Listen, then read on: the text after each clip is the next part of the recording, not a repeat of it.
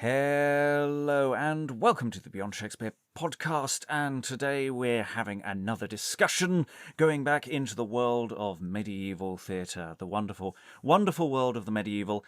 We haven't done nearly enough on that recently in terms of our discussing, though hopefully you have been listening to the various exploring sessions on the End Town play that have been and are probably still being released at the time that this episode goes out. Hopefully that you'll have the wherewithal to catch up with some of the text that we're going to be discussing today. The wonders that is medieval theatre encompasses so much. I almost look back in awe at the good old days when you could sum up medieval theatre by saying, well, in those days you had mystery plays on pageant carts, and that's they're all done on one day, and there's some morality plays as well, and it's all looks the same, and it's all very simple. And then people started looking at it more closely and went, no, medieval theatre is really complicated, and almost every text functions in a slightly different way, and even the certainties of how many mystery plays that we have is now much more fragmented and confusing. And to discuss the fragmentation and confusingness, we have this wonderful guest with us today. Please introduce yourself to the listeners at home. I am Elisabeth Dutton. I'm Professor of Medieval English at the University of Fribourg in Switzerland. And I work on medieval theatre, basically, well, sort of straying occasionally into the early modern period, looking at plays that happened beyond the playhouse. That's kind of my focus. So plays that happened in streets, plays that happened in yards, in churches, in all sorts of different venues. Before I came to Switzerland, I was a fellow of Worcester College, Oxford, and it was there that I staged the End Town plays. Yes, the wonderful End Town plays. For reference, I have staged some of the texts as well in the distant past, not as part of Beyond Shakespeare, but we did do some elements of the Passion plays that we're going to be talking about today. So the End Town plays, it's a manuscript that on the surface looks to be a nice, orderly mystery cycle. And then when you start digging into it, it gets a lot more complicated. So I think to get into what is the nature of this text, this big mass of plays, I'll ask my guest, End Town, what is it, and can it be found on Google Maps? No, Google Maps would be very confused if you asked it where End Town was. We now think that the N of End Town stands for nomen, the Latin for name, obviously, and that therefore the manuscript, by marking itself as End Town, is inviting you to insert the name of the town where you are performing the play. So it's not actually that there was a medieval town called End Town, nor, as some people have suggested, that End Town is short for Norwich. I mean, it was considered possible, but we now think that the manuscript seems to have been copied by a scribe, certainly from East Anglia, but more likely from somewhere near East Harling. So yes, End Town is actually a very unhelpful description, and it gives us no clue as to the provenance of this play, unlike, say, the York play or the Chester play, which obviously marks its origin in its title. So you've specifically worked on, within this text we have what appear to be discrete plays about Mary, and also discrete plays looking at the Passion of Jesus. Just an outline as to how they function within the manuscript before we get to how you might stage them, or how indeed you did stage them. Yes. So this is a very important point about End Town, that unlike York and Chester, it is not a cycle that was that comprises plays that were originally written to be part of a cycle. Sorry, that's a bit confusing. But so in York, you have a cycle of plays that start with the creation and move through the history of, well, abbreviated highlights of the Old Testament, fairly in-depth focus on the life of Christ in the New Testament, and then to the Last Judgment and the end of the world and the Last Judgment. So you have this kind of huge span of universal salvation history covered by individual plays. Each of them are sort of about 20 minutes long, telling different episodes. And that is the case with York and with Chester, and it's what has become known as the cycle play. But with End Town, what seems to have happened is that somebody sat down sometime between 1468 and 1500 and thought it would be interesting to compile a collection of separate plays into something that looked like one of these cycles. So he was drawing on a variety of sources to put together something that looked like a cycle, but the plays were not originally intended all to stick together in the way that they are in the manuscript. And we know this because there are various odd things that go on, episodes that are repeated, episodes, transitions from one episode to another that don't quite make sense, and also changes in the verse forms, which indicate different sources for the different plays. So it's not a cycle of plays like York and Chester, but it is clearly somebody trying to make something that looks a bit like a cycle of plays like York and Chester.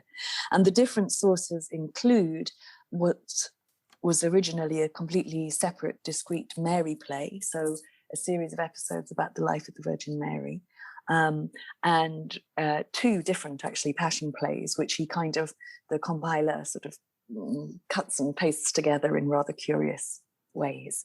And the Passion plays 1 and 2 and the Mary play come then from completely separate sources to what's sometimes referred to as the proclamation play, so the surrounding stuff from the Old Testament, and so on. Yes, because we have these proclamation bands, the sort of advertising description of the cycle that might exist within this text, which may connect with most of the text, but doesn't for those bits we can definitely identify as being a very separate thing.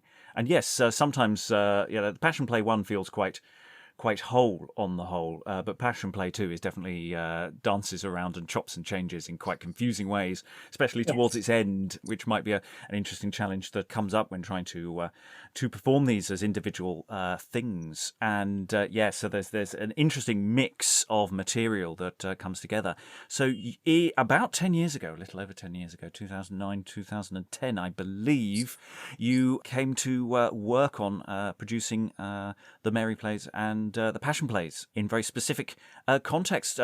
Give me a bit of context as to how and why these productions came into being. I was at the time, as I mentioned, a fellow at Worcester College, Oxford, and the chaplain there at the time was the Reverend Dr. Jonathan Arnold. And he is very interested he's actually a specialist in Renaissance humanism, but he was kind of interested in the work I was doing. And he very kindly invited us to use the chapel space.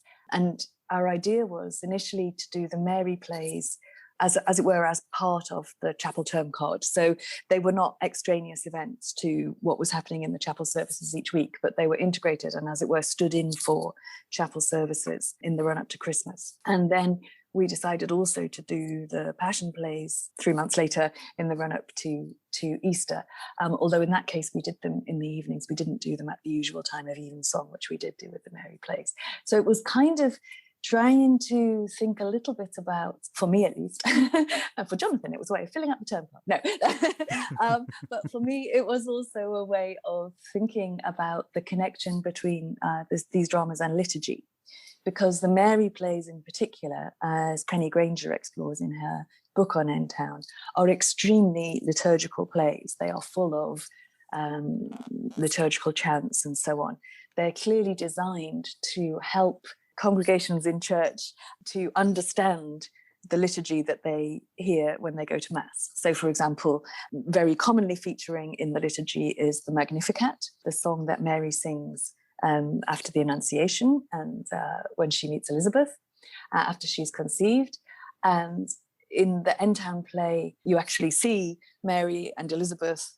Mary sings the Latin of the Magnificat and Elizabeth glosses it into English so that the audience can understand, okay, this is what this Latin thing that we keep hearing in church is about. This is where it originated with the Virgin Mary. And so when we sing it in church, we have some understanding of what is going on. So the Mary play, at least, seems to have been designed to teach liturgy in this way. And so it seemed to me to make sense to perform it in as liturgical a setting as was possible. And we were lucky that Dr. Arnold was willing to play along with this. I think there was some nervousness, even among some of the cast members, but also among the audience, about doing something so theatrical that was also liturgical. With the Passion plays, it seemed a sort of interesting follow on just to sort of experiment with doing those at Easter. But of course, the Passion plays, as we've mentioned, were from different sources. They weren't from the same sources as the Mary plays. And they don't have this same strongly liturgical element, apart from at the Last Supper, where they become very, very liturgical. But otherwise, they're much more, oh yeah. But otherwise, they're much more like theatre and much less obviously trying to teach the liturgy. So we still use the chapel space, partly because we wanted to see if it would work in the chapel space and we thought it kind of wouldn't. And we were interested to see if that were true. But we didn't, as I say, we did it at a different time later in the evening. So it wasn't presented as part of the weekly term card of the chapel in quite the same way. Mm. For the listeners, to the regular listeners to the podcast, in the exploring sessions, the marked difference in the staging that is intimated in these texts is really very apparent. So the Passion plays are much more expansive in terms of the use of space, potentially. And there's an awful lot of people journeying to and from different locations, whereas the Mary play, there's still a fair amount of journeying, as I recall, but it feels like it's a very different tone and shape in terms of drama. And that challenge you were saying there, to see if it wouldn't work, with texts that one of which the Mary play feels like it would embrace the space, whereas the Passion play might create resistance. And it'd be interesting to see as we get to the performance end how well that actually came about. Certainly with the Mary play, what we found is that it almost blocks itself in a chapel, because the whole narrative of the Mary play is about people going to the temple. And the temple, of course, then becomes associated with the altar in a Christian church. So from the Jewish temple to the Christian altar. And so in the first scenes, you have Joachim and Anna, and not yet Mary's father, they're barren. And he goes to the temple and tries to offer a sacrifice because he wants God to bless him with a child. And so Joachim is trying to get into the temple and he's cast out.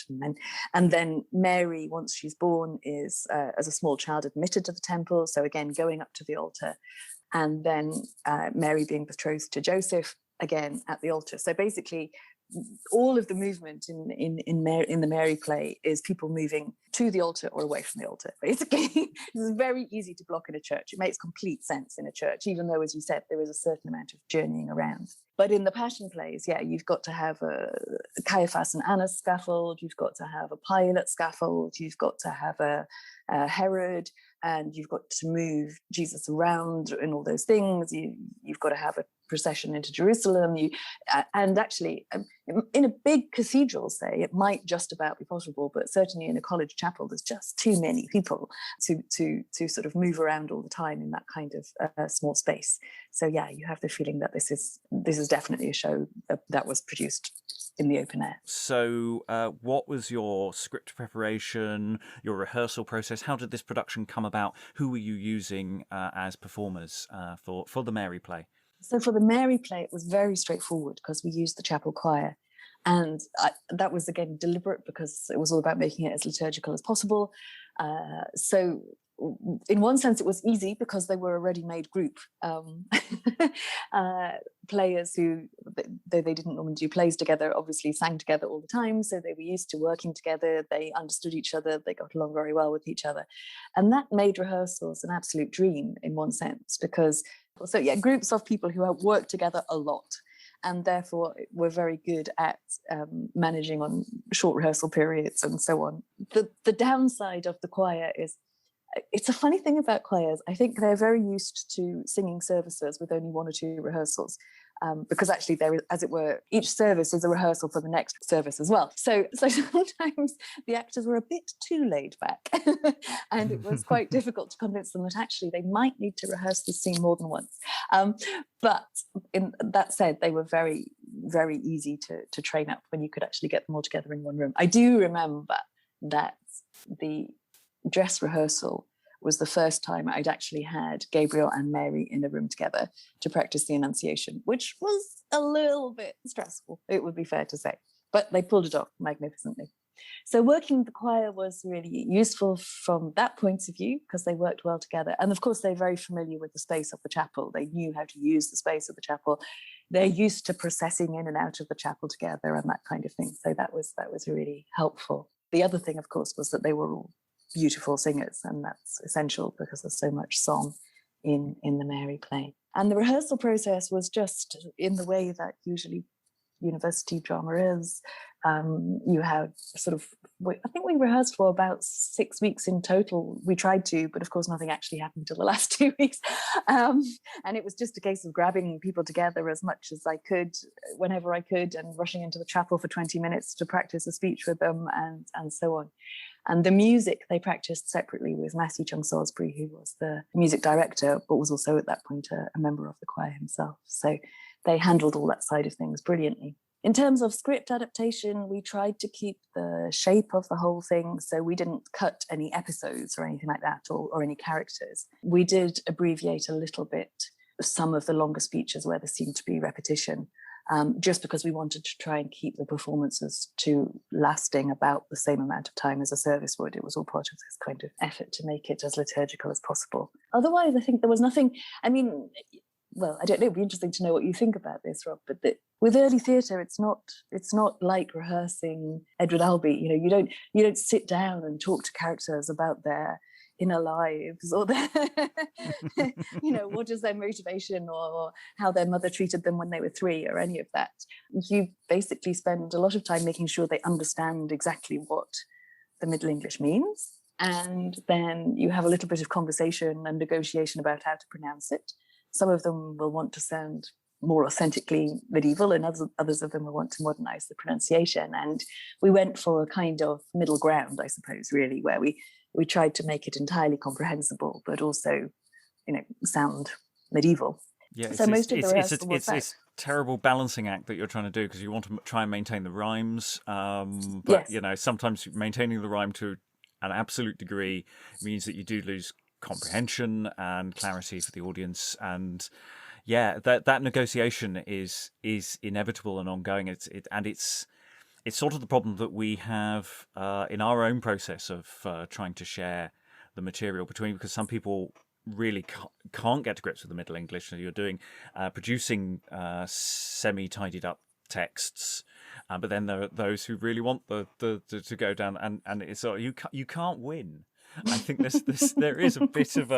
always a bit of a tension between those two grounds. Yes, I think the advantage if you're doing something like the Mary play or certainly the Passion play, is that the audience will generally know what's going on. People basically know the story for the most part. Now, of course, actually, in the case of the Mary play, a lot of the material is apocryphal. It's not stuff that's familiar from the Gospels, and so bits of it audiences won't know, but the general drift they will get, and so they're not dependent on understanding every word. That's one of the kind of advantages to this play. Yeah, the marriage of Mary and Joseph does have a few WTF moments for the uninitiated. I think as we get towards sort of the actually performing it and the sort of characterization of it all, I'm really interested in Joseph, especially in the marriage, because he is presented as very ineffectual for very good reasons, because of course he cannot have relations with Mary, and he must be presented on every single grounds as incapable, as well as not having the opportunity. There's a sort of extreme quality I felt from the text in the marriage of Mary and Joseph about how it's slightly different in some of the other texts, but he does complain a lot. And he does almost seem to have a temper tantrum about going into the temple in the first place. I mean, I don't know if it quite goes as far as on his back with his arms and legs in the air flailing, but it does feel very toddlerish in a strange way for someone who's presented as so old. How did and Mary presents another separate challenge of how do you present this figure who the text doesn't necessarily give more than what she is doing liturgically, what she is doing in terms of structurally and the way these plays function. I'm throwing a lot of my own thoughts here. You can ignore or contradict any of them. But as you go to actually perform it, how do the plays function, or do they function in ways that surprised you? How did the audience sort of take that on? Or how did you feel the audience? You can never know what the audience really thinks. It's always difficult to know exactly what an audience thinks, and no two audience members will think the same, as we know. But well, I mean, so we could start with Joseph, because I think he's an interesting example. As you say, he's rather, for theological reasons, he has to be reluctant to marry Mary, and of course, that's also mirrors in a way the fact that Mary herself is reluctant to get married. And there's a whole description of, Mary wants to remain a virgin. She wants to stay in the temple and serve God that way. And they all have to have a big pray-in about it to discover what is God's will. And this is, again, it's a very interesting theological situation that the playwright originally must have been in, because Mary has to be perpetually virgin, but he has to explain why she only marries Joseph, and it's very complicated, as you say. So you have this contrast when Joseph is being naughty about not wanting to get betrothed, with the way that Mary, who also doesn't want to get betrothed, behaves, but with a lot more dignity, as you say. We had the character who was playing Joseph was one of the choir members who was kind of a larger than life character within the college anyway. And he camped it up outrageously, and he decided that he wanted to smoke, so he had cigarettes. And basically, when all the other tribes of Israel went into the temple to pray about which of them was going to marry Mary, Joseph wanted to stay outside for a fag. So we had this kind of pantomime moment going on where he was trying to light his cigarette and loiter around outside the temple and hope nobody would notice that he wasn't there. And we were helped that enormously by the fact that it was being performed in this chapel, which is, it's basically, in theatrical terms, a traverse. So it's one of the chapels where the pews are arranged down the sides facing each other rather than facing forward to the altar. And that's brilliant, because it means the actors are inevitably, sometimes literally, on the laps of the audience. And so Joseph was hiding behind people's bags in the audience and this kind of thing. And we were developing that kind of comical relationship. And mostly audiences really enjoyed it, although some of them were a little bit uncomfortable. And again, it was this being performed in a chapel thing that they thought, is there a sort of, is there something sort of potentially blasphemous about this all too human presentation of Joseph, who, after all, is a saint, in the Catholic Church and so on. Sorry, I've got a long way on detour. I've now slightly forgotten what the question was. Well, it's just generally about how it performs. I mean, reading it as a text, you didn't get the music, and that must and that element of it, and actually this educational but also religious motivation behind it all must have a very different effect when performed. Yes, and the music is essential to that, because I think if you asked a modern audience to sit and listen to somebody recite the Magnificat in Latin and then gloss it into English, they would think this is really bad theatre.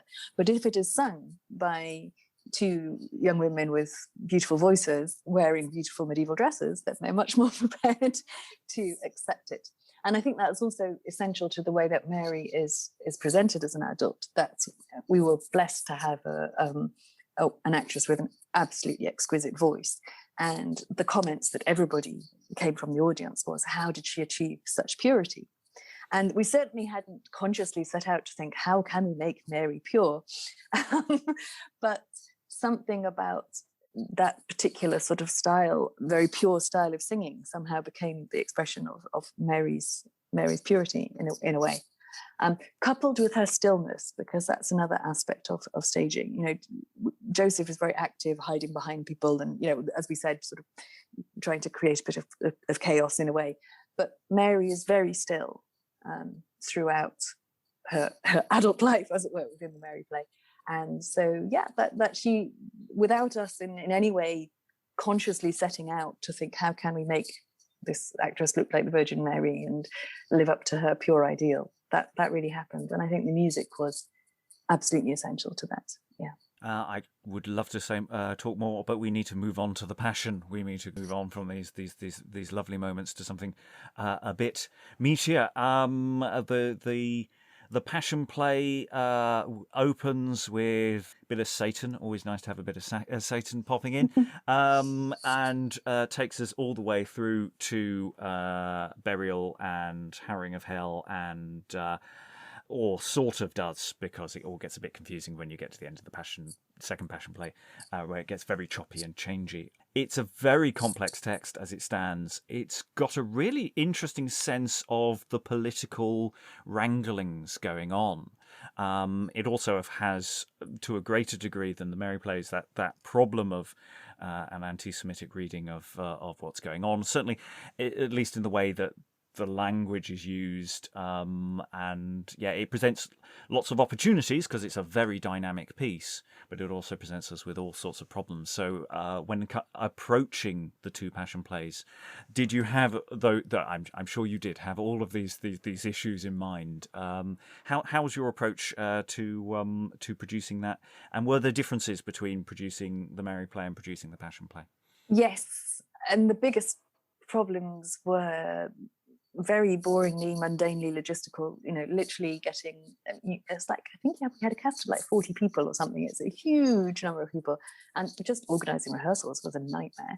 So I have a feeling that I felt very in control when I was directing the Mary play, and I did not feel at all in control when I was directing the Passion plays. They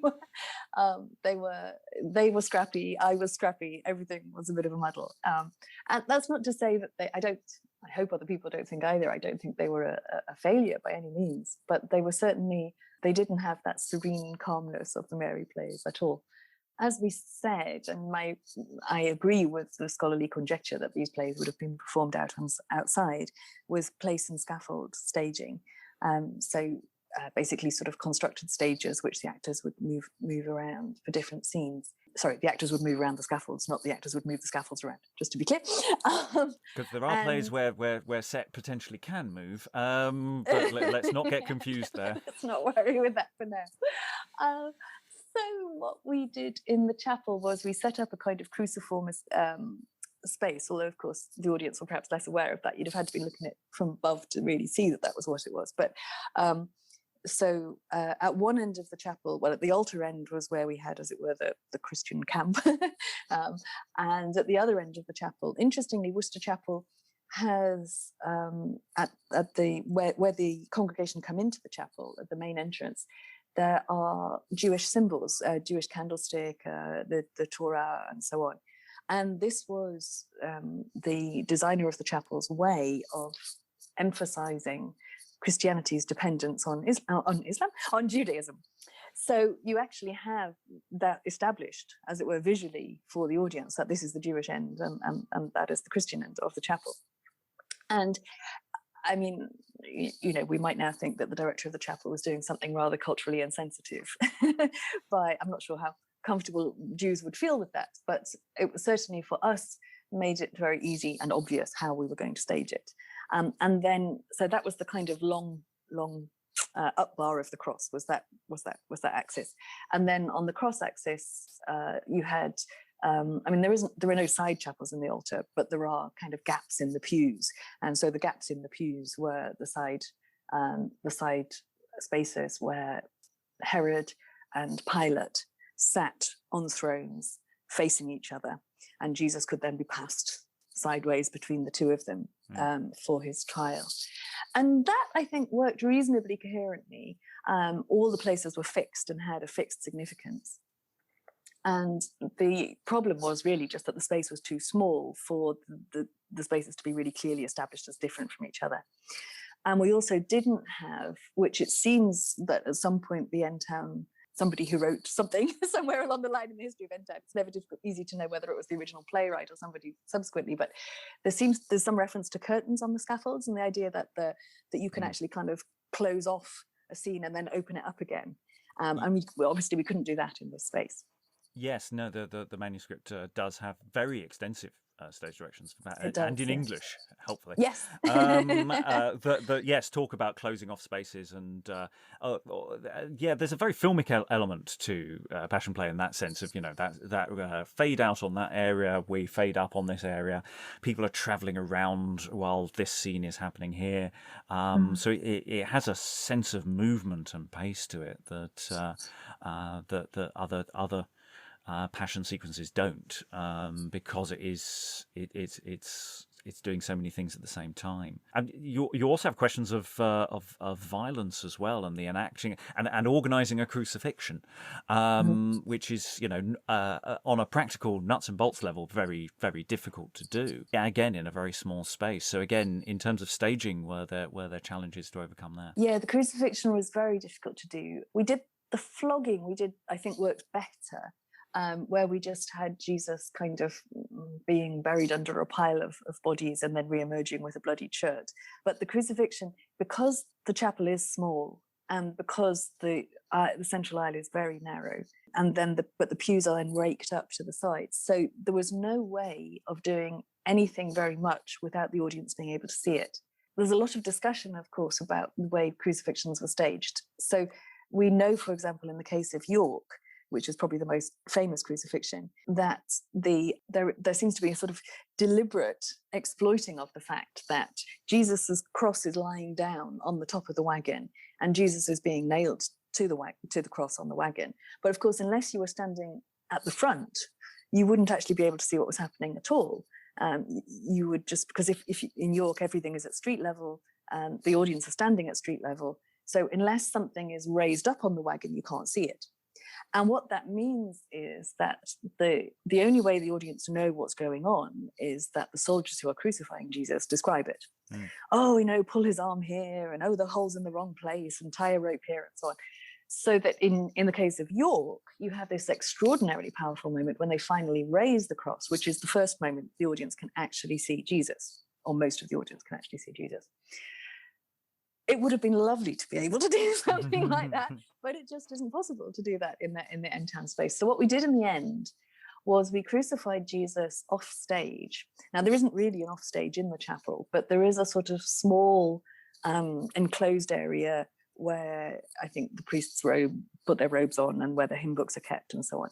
So we just had Jesus being crucified in there with sound effects.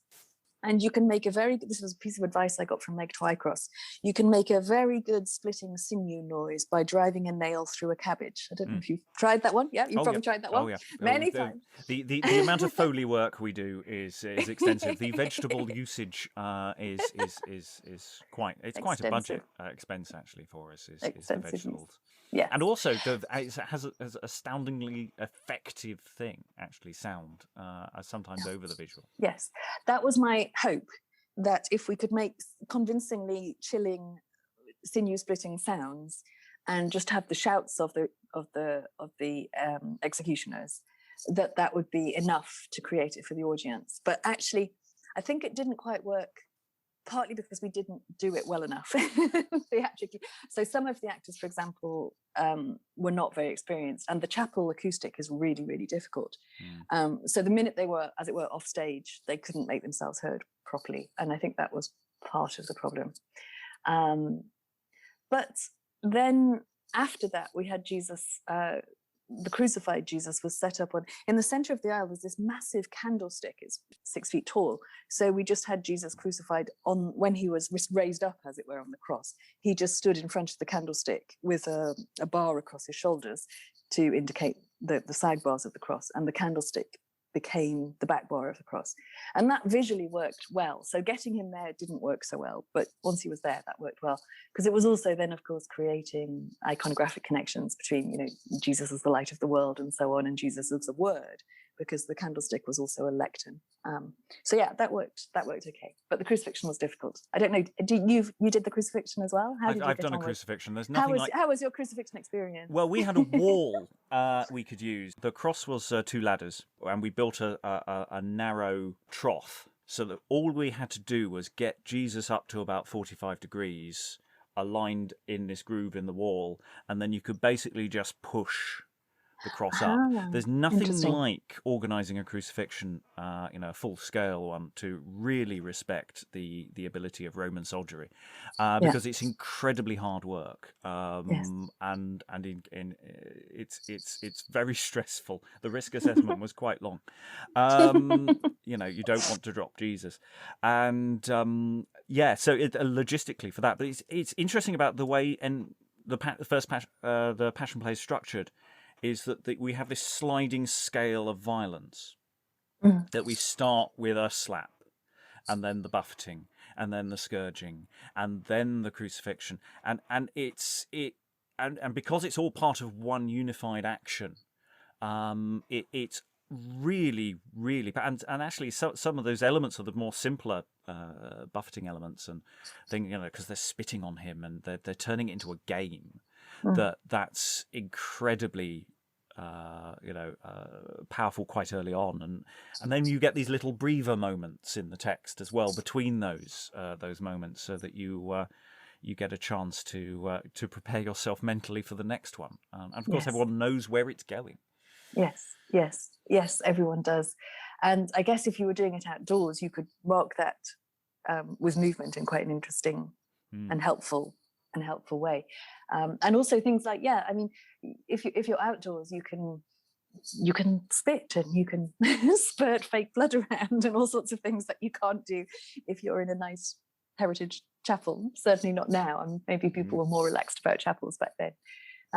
So yes, I think the violence, on the one hand, the violence ought to have been more shocking since we were performing it in a chapel. But on the other hand, I think we were probably too timid about the way we did it because we were in a chapel, and therefore it didn't have the power that I think it would have had outdoors. I mean, I've certainly seen very successful outdoor crucifixions with, plenty of genuine spitting and rioting and shouting and so on. Yeah. So Passion Play number 2 presents this problem that we don't really have the end of it. It's, and not only do we not have the end of it, it cuts in this really awkward way from one unit of action that is doing one thing to a similar but actually slightly so everyone exits and then they're on again, or something. The guards do this weird thing and then we go to a slightly different text. How did you navigate that? Did you incorporate bits that are from End Town but not necessarily from, how do you navigate when the text is incomplete effectively? We were just mean to the audience, because part of part of our intention was to experiment with the audience. So with the Mary plays as well, the actors processed in at the beginning as the choir, and at the end we didn't encourage applause. I was actually just curious to see what the audience would do, whether they would applaud. And certainly with the Mary play, they felt that it was such a kind of sacred thing with all the liturgical song as well, that they really felt very uncomfortable applauding, because it felt like the end of a service, which to me was kind of part of the point. I wanted to see how the audience respond. With the Passion Play, they didn't have quite the same liturgical awe about them, but they still had this feeling that they'd been watching a sacred story performed in a sacred space, so they didn't know if they were meant to applaud. And all of that is kind of massively exacerbated by the fact, as you say, that the play just doesn't end, it just stops. So, but we wanted to play with that again, because we were performing the play as during Lent, because of the way Oxford terms fall. We were actually quite a long way still out of Easter, and certainly a long way from the resurrection. So liturgically speaking, the audience didn't deserve their resurrection. They didn't. They're still stuck in the tomb, as it were. So yeah, we just finished with that weird, the soldiers saying, "Okay, we're going to go at the tomb," and that's it. Excellent. And we stopped, and we just turned the lights off. And we were very lucky, because we hadn't planned this, but it was one of those moments that live theatre throws up. At the end of the chapel, behind where Christ was crucified, there is a window of the crucifixion, a stained glass window. And when we turned off the lights of the chapel, the street lamp just outside lit up the stained glass window of the crucifixion. So, we didn't even realise this till the dress rehearsal, but basically the play ended with a shift from the live action of the crucifixion to this kind of, and there's the crucifixion memorialised in art. And so that was kind of by fortune, that was how it ended for us. But because it was, we wanted to make it good theatre, but it was also a research project. So we didn't want to make it too easy for the audience. We wanted to see how they would respond. Because the weirdest thing, actually, that the audience found, harder than the ending that is not an ending, was the weird thing where Christ is on the cross, but Christ is also harrowing hell at the same time. And, so you have Anima Christi, you suddenly have this character, the soul of Christ, who's opening the gates of hell, but apparently Jesus's body is still on the cross, and that they found weird. They didn't know how to understand that we now had a fresh actor who was playing Christ's soul, but the other actor who was playing Christ was still on the cross. That was the hardest thing. Yeah. Did you have the same problem? I don't know how you resolved that. Well, no. We had a lot more elements coming in from other plays, so we cheated. It was fun. And it was digging into N Town Passion is again. I mentioned earlier just the sort of politics of what's going on here. You know, one almost feels sorry for Caiaphas and Annas because, you know, they're trying to get a job done, and they've got a time, there's a ticking clock, and everybody's going, oh, well, it's not my jurisdiction, send them over there. But of course that does bring up all sorts of problems to do with anti-Semitism and things that are implicit in the text. You know, they're constantly talking about the Jews, even though there's actually only one non-Jewish character in the entire sequence. Yes. That's Pilate.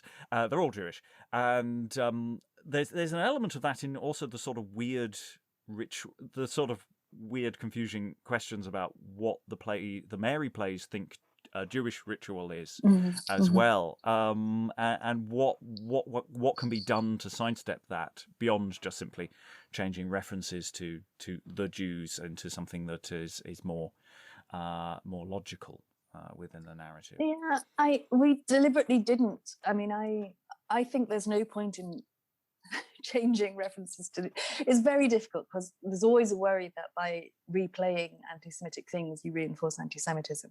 At the same time, if we delete anti-Semitism from history, especially in an academic setting, we are in danger of producing generations of students who don't know essential history that they need to know. And the first time I grappled with anti-Semitism as an academic was in relation to the Croxton play of the Sacrament, which I was teaching to some students at Magdalen, was when I very much just started teaching. And the students, to my kind of, actually, I was going to say to my horror, but I suspect I was the same, really thought of anti-Semitism as something that Hitler invented. You know, it's not their fault. It's the way that history is often taught in schools. They do the Second World War over and over and over again, but they don't do anything about this kind of, you know, centuries-old history of anti-Semitism. So for me, I always teach Croxton, and I always, you know, because I think it's really important that students understand that Hitler didn't get this from nowhere. And so I think there's something problematic if you write out those Jewish references that certainly, as I say, certainly in an academic setting, you're depriving students of some important information.